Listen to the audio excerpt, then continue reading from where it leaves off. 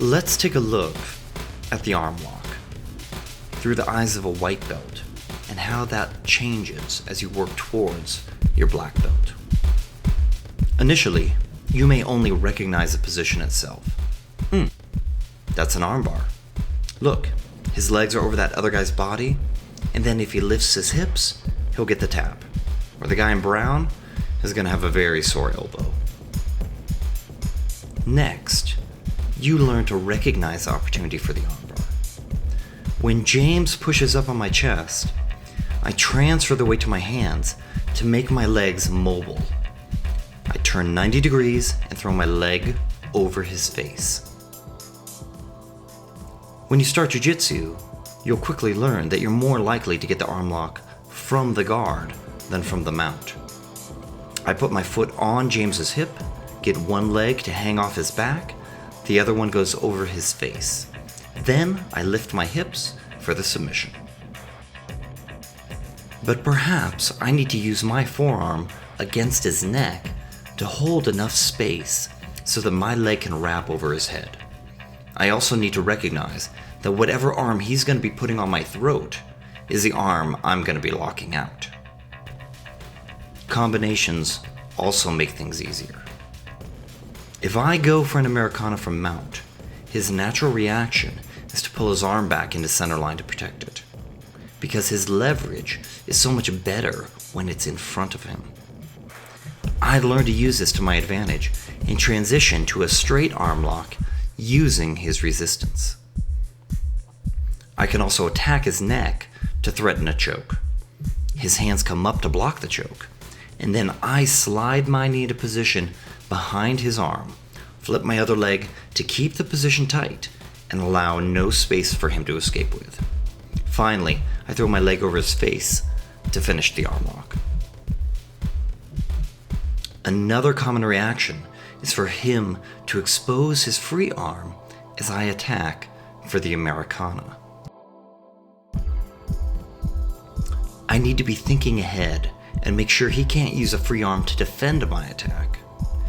Therefore, I'll make him catch his balance with that free arm, which leaves the original target unprotected.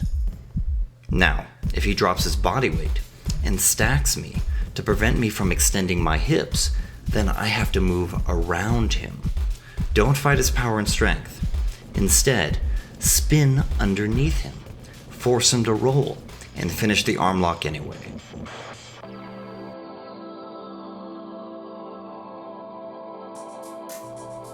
I can prompt an arm exposure from knee on belly, then swivel into position for the arm lock. Now I can do this fast or slow. Going slowly requires a step-by-step approach of trapping the arm, getting James to turn sideways, stepping up with my leg, securing his pants so he can't roll out, then swiveling as I sit and straighten his arm with my body. Because only one leg is across his body for this arm lock, it's easy for James to roll out of it. Through experience, you'll realize that this is not a big deal because it feeds right into a triangle choke. I put my foot on his hip as he comes up, which gives me the nice angle to finish with a triangle or an arm lock. This same transitional tactic can be applied when you're on top and working for the arm lock.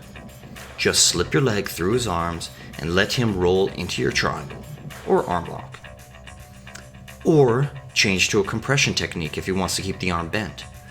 This is very painful. Or you can change the target and focus on his wrist. That's a classic way to open things up. Your other leg can also be used to break his armbar defense. You're not worried. You've seen all of this before. As your belt darkens, you realize the arm doesn't always have to be in front of you. In fact, you can trap it behind your tricep. And because you've done so many arm bars now, you know how to capitalize on any mistake your opponent makes very quickly. You can snap into position. Try something fun. Helicopter arm locks are also now possible. Use your legs to lift and rotate your partner, and it's natural for them to extend their arms for balance. Also, look for opportunities to take the arm lock as soon as you pass their guard. One technique overlaps into the next. That's the high-level stuff. You see arm locks everywhere. Right off the guard pass. When you have their back and they defend the choke. Jumping over their guard and sliding into the arm lock. Defensively, as they try to pass your guard by throwing your leg to the side, or even jumping into a flying armbar. The black belt can get it from anywhere. They make it happen. They conform their body for the situation. They're flexible and flow with what's available. It's no longer a technique. It's the punctuation mark in a strategy of eliminating movement options from your opponent. To know the arm lock is to have it part of you. It's no longer just a technique. It is your technique. This is what you're training for.